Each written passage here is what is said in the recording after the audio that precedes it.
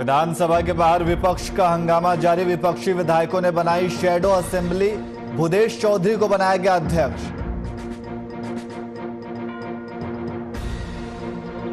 राज्यपाल द्रौपदी मुर्मू पहुंची छित्र मस्तिके मंदिर। नतनी का हुआ मुंडन संस्कार। मुर्मू ने की मीडिया से बात। सशस्त्र पुलिस विधेयक को लेकर सियासत गर्म। सरकार को घेरने के प्रयास में जुटा विपक्ष। तेजस्वी यादव ने सीएम नीतीश कुमार पर जमकर साधा निशाना। रांची में नई शिक्षा नीति में कई बदलाव। एमफिल कोर्स को समाप्त करने की घोषणा। कुलपति ने दी कोर्स के समाप्त करने की जानकारी।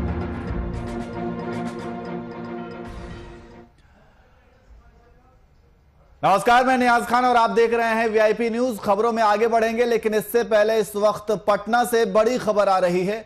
आपको बता दें कि पटना से इस वक्त बड़ी खबर आ रही है।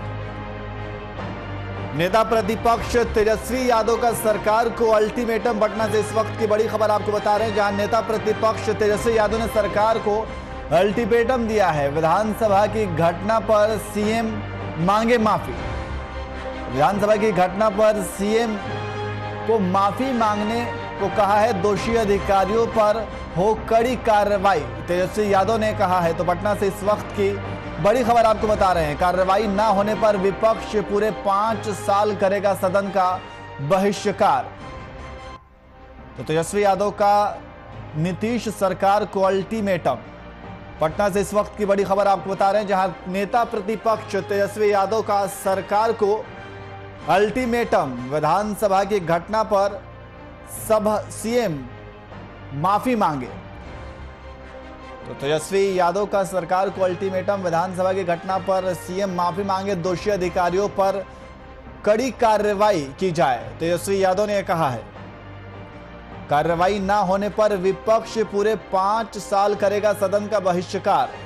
तो जिस तरीके से आरजेडी और पुलिस के बीच हंगामा देखा गया, उसको लेकर के नेता प्रतिपक्ष तेजस्वी यादव का सरकार को अल्टीमेटम दिया गया है, जिसमें नेता प्रतिपक्ष ने कहा है कि विधानसभा की घटना पर सीएम माफी मांगे।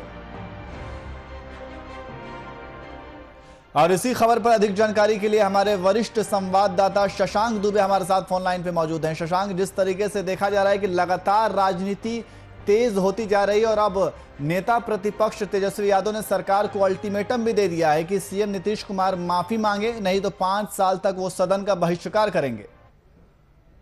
देखिए यार, आज सदन की कार्रवाई जब शुरू हुई तो विपक्ष के तमाम विधायकों ने, चाहे राजद के रहे हो, कांग्रेस के हो, माले के हो, वाम दल को, सभी लोगों ने पूरी तरह से सदन का वॉकआउट किया। इन लोगों की मांग थी कि कल जो विधानसभा में दुर्भाग्यपूर्ण कार्रवाई हुई है, बाहर की पुलिस आकर उन्होंने विधायकों के साथ बदसलूकी की, मारपीट की, तो कहीं ना कहीं ये सदन की गरिमा भी चोट आई है और लोकतंत्र में भी जो लोग विश्वास रखते हैं उनको गहरा सदमा लगा है। ऐसे में इन पूरी घटनाक्रम जो कल हुआ है, इसमें जो अधिकारी दोषी हैं, खास करके पूरा निशाना डीएम और पटना एसएसपी की तरफ से है कि उनके आदेश पे इस तरह कार्रवाई हुई है, तो पहले उनको बर्खास्तगी की कार्रवाई की जाए।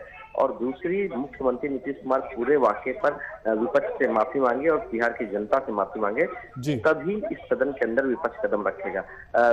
सबसे बहुत बड़ी बात तेजस्वी यादव ने आज कही है कि जब तक इन दोनों मांगों पर और पुलिस एक्ट जो बिहार के सशस्त्र पुलिस अधिनियम जो पारित हुआ है, इन तमाम चीजों को रोल बैक नहीं किया जाता है, तब तक पूरा विधानसभा का वॉकआउट करेगी। ये सेशन का आज का आखिरी दिन है, लेकिन पूरे 5 साल जब तक विपक्ष की मांगों पर सरकार विचार नहीं करेगी या सरकार कहीं ना कोई कार्रवाई नहीं करेगी, तो पूरे 5 साल विधानसभा का जितना कार्यकाल है, पूरे कार्यकाल में विपक्ष सदन का वॉकआउट करेगी। जी शशांक, लेकिन जिस तरीके से देखा जा रहा है कि तमाम पार्टियां, कई पार्टियां हैं जो इसके विरोध में प्रदर्शन कर रही हैं, जो विधानसभा में जो हंगामा हुआ उसको लेकर के लगातार विरोध प्रदर्शन किया जा रहा है, तो ऐसे तमाम तरह के आरोप भी लगाए जा रहे हैं और प्रेशर बनाया जा रहा है सरकार के ऊपर। तो इन सब चीज़ों को देखते हुए नीतीश सरकार जो है वो आगे की उसकी क्या रणनीति होने वाली है और क्या कुछ इन सब चीज़ों को लेकर के वो नीतीश करेंगे? देखिए आज सदन का आखिरी दिन है, पूरे 22वां दिन आज है और 22 कार्य दिवस पूरे हो जाएंगे। आज अभी 2 बजे कार्रवाई शुरू हो चुकी है और इस वक्त विधानसभा के अंदर कोई भी विपक्ष का सदस्य मौजूद नहीं है। जी। सत्ता पक्ष के ही विधायक हैं और तमाम लोग सदन की जो आज की कार्रवाई थी, आज का जो बिजनेस है फ्लोर का, वो बिजनेस से लोग बिना विपक्ष के निपटा रहे हैं। हालांकि इसके पहले जो विधानसभा उपाध्यक्ष का चुनाव हुआ तो सरकार की तरफ से तमाम लोग जो बोल रहे थे, उन्होंने कहा कि विपक्ष करना होना अच्छी बात नहीं है, विपक्ष को रहना चाहिए था, लेकिन दुर्भाग्यपूर्ण स्थिति है ऐसी कि विपक्ष यहाँ पर मौजूद नहीं है। तो कहीं ना कहीं बिना विपक्ष के सदन नहीं चलता है, सरकार नहीं चलती है, क्योंकि विपक्ष सरकार का अंग होता है। लेकिन जिस तरह से दोनों तरफ से बातें चल रही हैं, नीतीश कुमार ने भी सदन के अंदर विपक्ष के जो रवैये की आलोचना की है और जिस वक्त डिप्टी स्पीकर का चुनाव हुआ और उस पर उसके बाद नेता सदन के नाते नीतीश कुमार बोल रहे थे, तो उन्होंने तमाम चीजों की आलोचना की है और कहा है कि विपक्ष का रवैया कहीं से ठीक नहीं है और विपक्ष मुद्दों पे बात नहीं करना चाहता, बल्कि सिर्फ हंगामा करना चाहते हैं। तो कहीं ना कहीं आज आखिरी दिन है, इसलिए आज सदन खत्म हो जाएगा, फिर देखना है कि सदन के बाहर क्या गतिरोध होता है, क्योंकि जब गवर्नमेंट फंक्शनिंग में सदन के बाहर विपक्ष का सीधा कोई रोल नहीं होता है। जी, बहुत बहुत शुक्रिया तमाम जानकारी के लिए।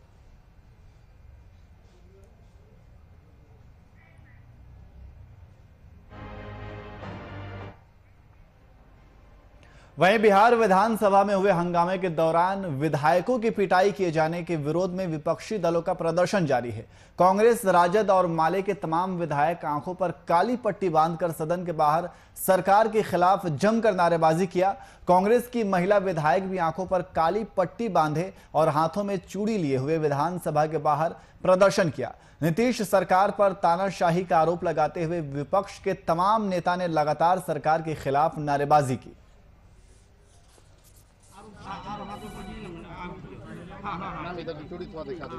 आंख में पट्टी इसलिए बांधे कि कल जिस तरह से काला कानून नीतीश कुमार जी ने पेश किया है और आंख पे पट्टी बांध करके महिला विधायकों का चीरहरण करवाया है धृतराष्ट्र बन करके, ये बहुत दुखद बात है, बहुत शर्मनाक बात है। उनको इस्तीफा देना चाहिए और बिहार की जनता से माफी मांगनी चाहिए।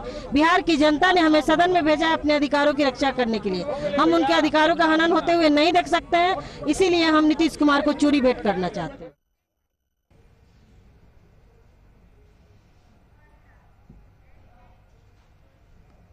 वहीं बिहार विधानसभा में विधायकों के साथ दुर्व्यवहार और पुलिस की कार्रवाई के विरोध में पूरे विपक्ष ने सदन का बहिष्कार किया। बिहार विधानसभा में बिना विपक्ष के ही सदन की कार्रवाई शुरू की गई। वहीं विपक्ष ने भी विधानमंडल परिसर में ही एक समानांतर सदन लगा दी। इस प्रॉक्सी विधानसभा में राजद विधायक भूदेव चौधरी को स्पीकर बनाया गया। इस दौरान प्रॉक्सी सदन का जायजा लिया हमारे वरिष्ठ संवाददाता शशांक कुमार ने। बिहार विधानसभा में अंदर विधानसभा की कार्रवाई चल रही है, लेकिन अंदर एक भी विपक्ष का सदस्य मौजूद नहीं है। विपक्ष के सदस्यों ने कल की पूरी घटना को लेकर विरोध में सदन का बहिष्कार कर दिया है, लेकिन सदन के बाहर देख सकते हैं इस वक्त विधानसभा परिसर के अंदर तमाम विधायक, यानी जितने विपक्ष के विधायक हैं, चाहे वो राष्ट्रीय जनता दल के विधायक हों, CPI ML के विधायक हों या फिर कांग्रेस के विधायक हो, तमाम विधायकों ने यहाँ पर एक अपनी असेंबली बना ली है और ये कह रहे हैं कि जो एक अंदर असेंबली चल रही है उसके पैरेलल एक असेंबली है और इन लोगों ने असेंबली भी बनाई है और यहाँ पर तमाम लोगों को कहीं ना कहीं यहाँ पर अलग अलग चीज़ें नियुक्त कर दिया है और कहा है कि जो विधानसभा के अंदर असेंबली चल रही है वो नकली लोग हैं और असली जनता के प्रतिनिधि यहाँ बाहर बैठकर कहीं ना कहीं पूरी व्यवस्था कर रहे हैं। तो देखिए यहाँ पर ये अभी तमाम महिलाएं भी हैं जो अलग अलग हिसाब में बैठे हुए हैं और इस वक्त जो इन लोगों ने एक प्रॉक्सी एक तरह से कहा विधानसभा बना लिया है, उसकी बात करते हैं। भाई वीरेंद्र हैं। भाई वीरेंद्र जी, आप सदन के अंदर एक प्रॉक्सी आपने बनाया है कि यहाँ भी विधानसभा है जो सदन के बाहर बैठी हुई है। कल माननीय विधायकों के साथ जो कुछ हुआ और सरकार ने करवाई और DM और SP को सदन में घुसवा के और विधायकों को मारने का काम किया, पीटने का काम किया है। जब तक उन पदाधिकारियों को सस्पेंड नहीं किया जाता है, मुअत्तल नहीं किया जाता है, तब तक हम सदन के अंदर में नहीं जाएंगे और पैरेलल सदन चलाने का काम करेंगे। तो देखिए जो विपक्ष है यहाँ पर पैरेलल सदन चला रहा है, यानी एक जो विधानसभा के अंदर एक सदन चल रहा है और एक विधानसभा के बाहर, क्योंकि विपक्ष के सदस्यों का कहना है कि लोकतंत्र की हत्या हो चुकी है और जब तक लोकतंत्र सही रूप में बहाल नहीं होता है, जनता के प्रतिनिधि हैं और सदन के बाहर ही अपना एक पैरेलल सदन चलाएंगे और उसके अध्यक्ष कहीं ना कहीं जो अध्यक्ष है वो भाई वीरेंद्र बने हैं। पटना के विधानसभा परिसर से कैमरा पर्सन के साथ मैं शशांक।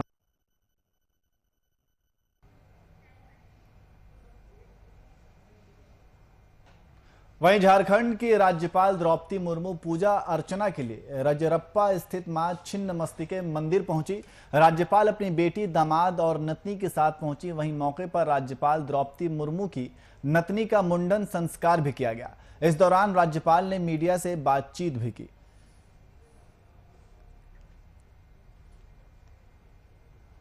कि ये माँ ये धरती का धरोहर है, इनके बिना ये संसार नहीं चलता, इसीलिए उनका आशीर्वाद लेने हम आए थे। और क्योंकि ये केवल झारखंड का नहीं, ये देश विदेश से लोग यहाँ आते हैं माँ का आशीर्वाद लेने के लिए, इसीलिए हम भी आए।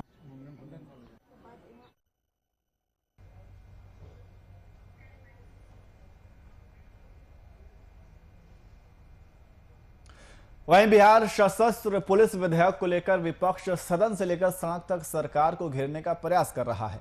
सदन के विधेयक पर सीएम नीतीश कुमार के अभिभाषण के बाद नेता प्रतिपक्ष तेजस्वी यादव ने मीडिया से बातचीत के दौरान विधेयक की कॉपी हाथ में लेकर बिंदुवार टिप्पणी की और साथ ही इस दौरान उन्होंने सीएम नीतीश कुमार पर निशाना भी साधा। अनिल भी हिल जाएगा भैया, बिना वारंट के जो है अपना पूरा कार्रवाई करेगी। किसी व्यक्ति को गिरफ्तार कर सकता है जिसके बारे में उसका यह विश्वास है कि उसने यह अपराध किया, मतलब विश्वास पे। कोई भी पुलिस अधिकारी अगर उसको विश्वास हो जाएगा तलाशी लेगा, कुछ नहीं भी मिला लेकिन उसको विश्वास हो जाए तो उसकी गिरफ्तारी हो सकती है। ये क्या कानून है? यानी पुलिस जब चाहे, और इसमें क्या होगा, आम नागरिकों को पकड़ा जाएगा, बोलेगा चलो थाने दो, थोड़ा आरसीपी टैक्स दो, आरसीपी टैक्स दो, नहीं तो ले जाएंगे। बोलेगा मेरा जुर्म क्या है? नहीं, पुलिस बोलेगा कि हमको विश्वास है कि तुम अपराधी हो, चलो जी। ये कानून है तो मजाक बनाया जा रहा है। बहस करने की बात कर रहे हैं मुख्यमंत्री, हम तो चुनौती देते रहे, कब से कहां बहस करना, कब करना, आके करो ना। क्यों नहीं करते? जब हम खड़े होते तो बोलने नहीं दिया जाता। एक एक चीज का जवाब हम लोग देंगे, एक एक चीज का। ये जो काला कानून लाया गया, जिस तरह से विधायकों को अपमानित करने का काम किया गया, पत्रकारों को मारने का काम किया गया, ये एक पहली बार की घटना है क्या? पत्रकारों पर हाथ उठाना। इस सत्र में लगभग 2 बार पत्रकारों को पीटा गया। अरे अपराधियों को पकड़ो। मंत्री जो दारू बेचवाने का काम करता है उसको आप बचा के रखे हो। कब शराब का जो दुकान खोले हुए, काला धंधा जो शुरू किए हुए, उसको आप संरक्षण देंगे। सृजन घोटाले वाले को संरक्षण देंगे, बालिका गृह वाले को संरक्षण देंगे। तब क्या करी थी आपकी पुलिस? तब तो आप बचा रहे थे सत्ता संरक्षण। यानी हम चुप रहे हैं, ये तो अंग्रेज वाला कानून है ना। जब हमने ये साबित ही कर दिया कि पुलिस के अगर सामने अगर कोई अपराध करेगा तो पुलिस गिरफ्तार कर सकती है। काला दिन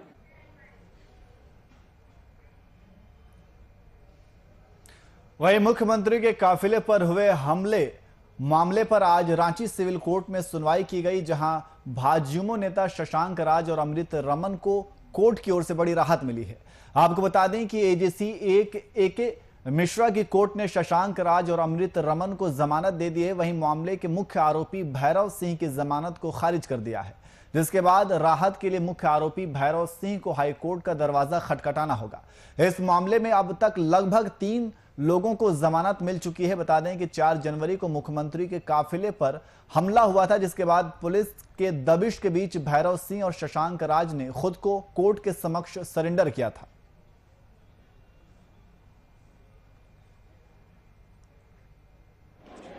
बीपी संख्या 496 में अमृत रमन का बेल ग्रांट किया गया। इसी तरह बीपी संख्या 511 में शशांक राज को बेल ग्रांट किया गया, लेकिन बीपी संख्या 540 में भैरव सिंह का बेल रिजेक्ट किया गया। भैरव सिंह का रिजेक्ट होने के पीछे क्या कोर्ट ने माना है? क्योंकि इस मामले में जितने भी लोग आरोपी हैं लगभग सबको बेल मिल गया और मिल रहा भी है। भैरव सिंह इस केस का मुख्य रूप से आरोपी बनाया गया था। उसके खिलाफ डायरी में पर्याप्त सबूत था और इसके खिलाफ कई केसेज न्यायालय में पंडित हैं, लंबित हैं, जिससे संबंधित आपराधिक इतिहास भी केस डायरी में संलग्न था, जिसके कारण इनका बेल रिजेक्ट किया गया। वहीं आरजेडी के कार्यकर्ता बीते दिन नेता प्रतिपक्ष तेजस्वी यादव और आरजेडी विधायक तेज प्रताप यादव के नेतृत्व में सदन का घेराव करने पहुंचे। इसी दौरान आरजेडी कार्यकर्ताओं को पुलिस की कार्रवाई का सामना करना पड़ा। डाक बंगला चौराहे पर पुलिस ने प्रदर्शनकारियों पर लाठीचार्ज किया। इस लाठीचार्ज में मखदूमपुर के विधायक सतीश दास गंभीर रूप से घायल हुए। घायल विधायक को इलाज के लिए स्थानीय अस्पताल में भर्ती कराया गया, जहां उनसे मुलाकात करने पूर्व मंत्री शिवचंद्र राम पहुंचे। इस दौरान उन्होंने मीडिया से बातचीत कर लाठीचार्ज पर अपनी प्रतिक्रिया जाहिर की। विधानसभा का घटना देश के इतिहास में पहली बार ऐसी घटना घटी है कि विधानसभा में इस तरीका की व्यवस्था आज तक नहीं है। विपक्ष के साथी ने शांतिपूर्ण अपना काम कर रहे थे। पुलिसिया बिल जो काला बिल है, इस बिल के खिलाफ में तो विपक्ष तो बोलेगा ही ना, विपक्ष अपनी बात रखेगा ना। इसके बावजूद भी आप जो है कि इसको लाठी से जो है कि पैर से जो है कि हेड से भी हो, एक माननीय जिसके नाम के आगे माननीय लगा हुआ हो, वैसे व्यक्ति को, उसमें भी दो आदमी को जो भी मैं देखने आया हूँ, मान के चाहिए सतीश दास और सुरेंद्र राम, ये दोनों महादलित समाज से आते हैं। ऐसे व्यक्ति को भी यही ना समझा कि कमज़ोर है, कमज़ोर समाज के लोग हैं। इनको जो है, जो हालत मैंने अभी देखी है, ये हालत देख कर करके रूह काँप जाता है कि ये सीधे मारने का प्लानिंग था, समाप्त कर देने का प्लानिंग था। यह राज यह कैसे चलेगा? ये राजतंत्र नहीं है, यह प्रजातंत्र है। सदन के अंदर मॉब लिंचिंग, हम लोग काला कानून वापस कराने की मांग पर अड़े थे और खींच करके, और दूसरे लोग मार्शल के अलावा जो कभी भी उनको सदन में नहीं देखा, वैसे लोग मॉब लिंचिंग, मतलब मीडिया के लोग अगर नहीं खींचते तो मेरी जान वहीं से चली गई थी। मैं बेहोश होकर छटा गया और आधा घंटा तक वहीं पर छटपटाता रहा। उसके बाद एक एम्बुलेंस उठा करके लाकर। वहीं बिहार विधानसभा के अंदर हुए हंगामे और बिहार की राजनीति पर कांग्रेसी नेता रणदीप सिंह सुरजेवाला ने बड़ा बयान दिया है। लोकतंत्र के मंदिर में हुए हंगामे को तानाशाह का नाम देते हुए प्रवक्ता ने बीजेपी और एनडीए की सरकार पर जमकर हमला बोला है। पार्टी और उसके मित्र जो जनता दल यूनाइटेड और भारतीय जनता पार्टी ने बिहार की विधानसभा में किया, वो शायद 73 साल में कभी नहीं हुआ। प्रजातंत्र के मंदिर यानी बिहार की विधानसभा के अंदर विधायकों को लात और घूसे से पुलिस के द्वारा पिटवाया गया। विधायकों पर पत्थरबाजी हुई, विधायकों और महिला विधायकों को घसीटा गया, विधायकों को मार मार कर अधमरा कर दिया गया। और क्यों? क्योंकि बिहार सशस्त्र पुलिस बिल, जिससे पुलिस को यह अधिकार दिया जाएगा कि वो किसी भी नागरिक को जेल के अंदर डाल दे, उसका विरोध प्रजातंत्र में चुने हुए नुमाइंदे कर रहे थे। आज प्रजातंत्र की हत्या हुई है। देशवासियों अगर आज भी नहीं जागे तो प्रजातंत्र देश में बचेगा नहीं। गुंडागर्दी अब भाजपा और जनता दल का रास्ता बन गई है। गुंडागर्दी और प्रजातंत्र की हत्या अब उनका चाल चेहरा और चरित्र बन गई है। कब तक ये स्वीकार हो? वहीं मधुपुर उपचुनाव को लेकर झारखंड में सियासी गलियारों में उथल पुथल चरम पर है। एनडीए की मुख्य दल बीजेपी ने आजसू के नेता गंगा नारायण सिंह को पार्टी में शामिल किए जाने के बाद राज्य के राजनीतिक गलियारे में चर्चाओं का बाजार गर्म है। उपचुनाव को लेकर बीजेपी के इस नए मूव को लेकर क्या है राजनीतिक गलियारों में प्रतिक्रियाओं का सिलसिला, देखिए रिपोर्ट।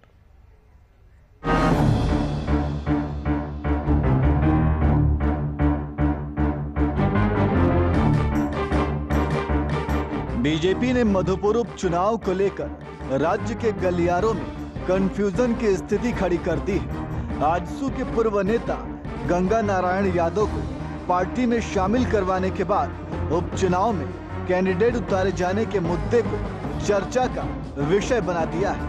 एक ओर जहां पार्टी के पूर्व उम्मीदवार राज पलिवाल है, तो वहीं दूसरी ओर उम्मीदवार के रूप में गंगा नारायण सिंह का चेहरा भी सामने आ चुका है।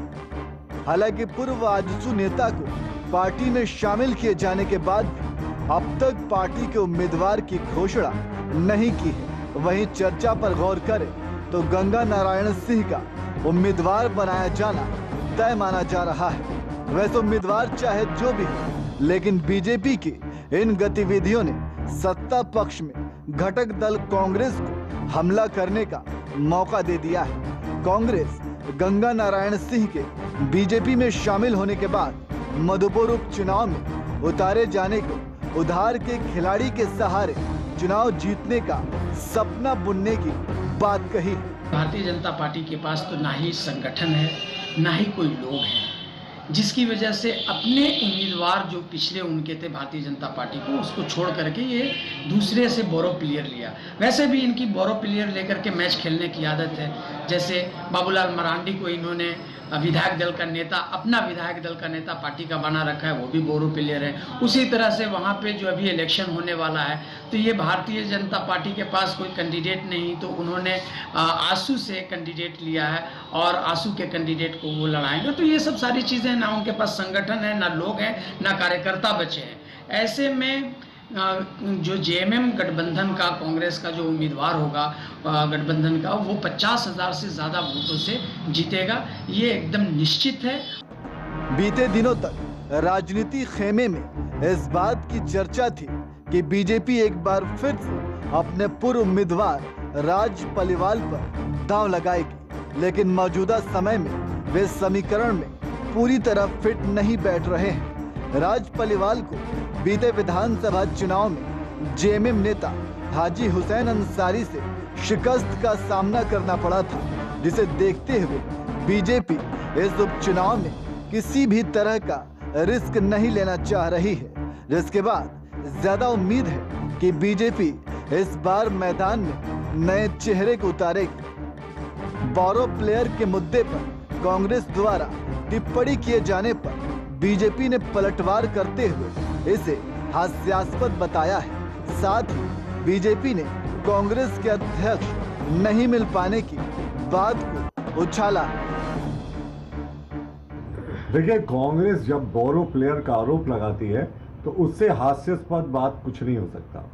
अब देखिए ना, इंडियन प्रीमियर लीग में कांग्रेस इटली से बोरो प्लेयर्स को खिलाते हैं, और कांग्रेस के अगर झारखंड की बात करें तो इन्होंने तो प्रदेश अध्यक्ष उस व्यक्ति को बना दिया था, डॉक्टर अजय कुमार को, जो ना तो झारखंड के मूल निवासी थे और ना ही कोई कांग्रेसी थे, बल्कि वो तो दल छोड़कर झारखंड विकास मोर्चा से आए थे।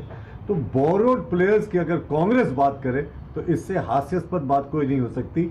130 करोड़ भारतीयों में इन्हें अपना अध्यक्ष बनाने के लिए भी अभी तक एक भी व्यक्ति नहीं मिला है। अभी भी इनकी पार्टी कार्यकारी अध्यक्ष से चल रही है। चर्चाएं चाहे जो भी हो, पर बीजेपी की ओर से पूर्व उम्मीदवार के होते हुए नए चेहरे को मैदान में उतारना कहीं ना कहीं समस्या खड़ी कर सकता है। उम्मीद इस बात की है कि गंगा नारायण सिंह को राज पलिवार और उनके चाहने वालों की नाराजगी का सामना नहीं करना पड़ सकता है। अब देखना यह है कि पिछले उपचुनाव को हार चुकी बीजेपी का ये नया पैंतरा कितना कारगर साबित होता है। वीआईपी न्यूज के लिए रांची से कुमार कामेश के साथ गौरव दुबे की रिपोर्ट।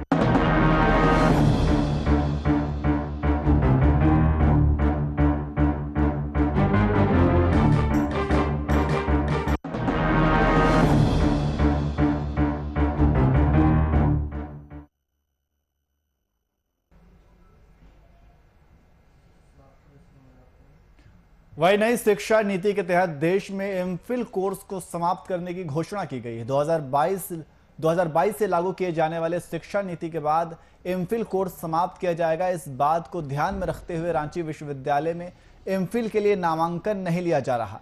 एडमिशन रोके जाने की जानकारी कुलपति कामिनी कुमार ने मीडिया से बातचीत के दौरान साझा की। अभी नई एजुकेशन पॉलिसी जो हमारी आई है उसमें एमफिल को टोटली हटा दिया गया है। तो अभी अगर हम एमफिल में बच्चों को लेंगे तो निश्चित उनको अगले साल से दिक्कत आ जाएगी, क्योंकि 2022 से वो नेशनल एजुकेशन पॉलिसी लागू करनी है।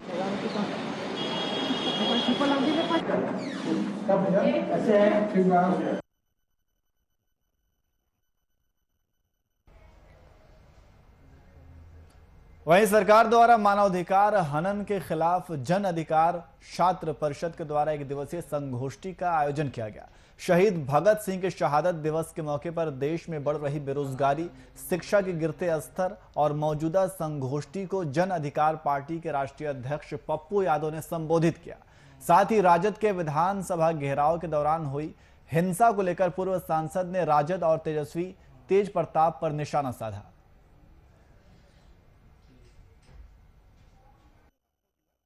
लाठी चलाने पर छोड़ दिया। पहले भीड़ संयमित थी, जब दोनों भाई आए तो भीड़ पागलों की तरह चली। अब देश को संदेश देना चाहते हैं ना, अब तो समाज के लिए कलंक हो जाते हैं और लोग इसी तरीके से समाज से कटने लगता है। इसीलिए आज एक बड़ा संदेश विचार गोष्ठी थी, शिक्षक और छात्रों के बीच में हम अतिथि के रूप में आए थे। निश्चित रूप में आज जरूरत है, जाते आप भाग क्यों गए? अब लोगों को मरने पर छोड़ दिया, लाठी चलाने पर छोड़ दिया। पहले भीड़ संयमित थी, जब दोनों भाई आए तो भीड़ पागलों की तरह चली। अब देश को संदेश देना चाहते हैं ना, अब तो समाज के लिए कलंक हो जाते हैं और लोग इसी तरीके से समाज से कटने लगता है। इसीलिए आज एक बड़ा संदेश विचार गोष्ठी थी, शिक्षक और छात्रों के बीच में हम अतिथि के रूप में आए थे। निश्चित रूप में आज जरूरत है। फिलहाल बुलेटिन में इतना ही। देश और दुनिया की तमाम खबरों के लिए देखते रहिए VIP न्यूज़। नमस्कार।